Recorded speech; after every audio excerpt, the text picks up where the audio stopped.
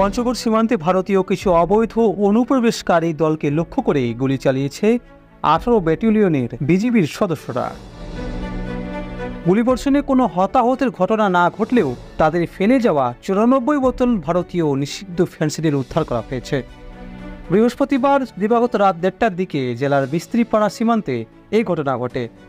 জানা যায়, ভারত থেকে কয়েকজন অনুপ্রবেশকারী বাংলাদেশ সীমান্তে জড়ো হয়ে অবৈধ মালামাল পাচার করছে এমন গোপন তথ্যের ভিত্তিতে বিজিবির একটি টহল দল সীমান্ত পিলারের সামনে বোদাপাড়া নামক স্থানে অবস্থান করেন। পরে রাত 1:30টার সময় ভারতীয় কয়েকজন চোরাকারবারি মাথায় বস্তা ভর্তি অবৈধ মালামাল নিয়ে বাংলাদেশ সীমান্ত অতিক্রম করার চেষ্টা করলে বিজিবি তাদের ধাওয়া করে। ওই সময় ভারতীয় চোরাকারবারিরা ধারালো অস্ত্র প্রদর্শন করে বিজিবির টহল দলের দিকে অগ্রসর হতে থাকে। এ সময় টহল দল প্রাথমিক সতর্কতা হিসেবে 1 রাউন্ড ফাঁকা গুলি করে।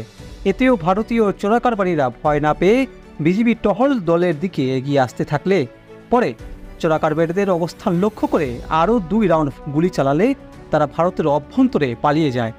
পরে ঘটনাস্থলে তল্লাশি করে ভারতীয় চোরাকারবারিদের ফেলে যাওয়া 94 বোতল ভারতীয় ফেন্সিডিল উদ্ধার করে বিজিবি।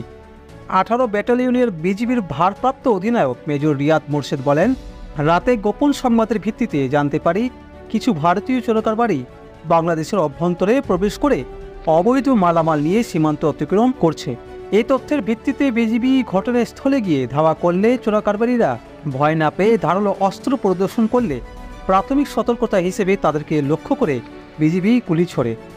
এতেও তারা ভয় না পেয়ে এগিয়ে আসতে থাকলে পরে 2 রাউন্ড গুলি করা হয়।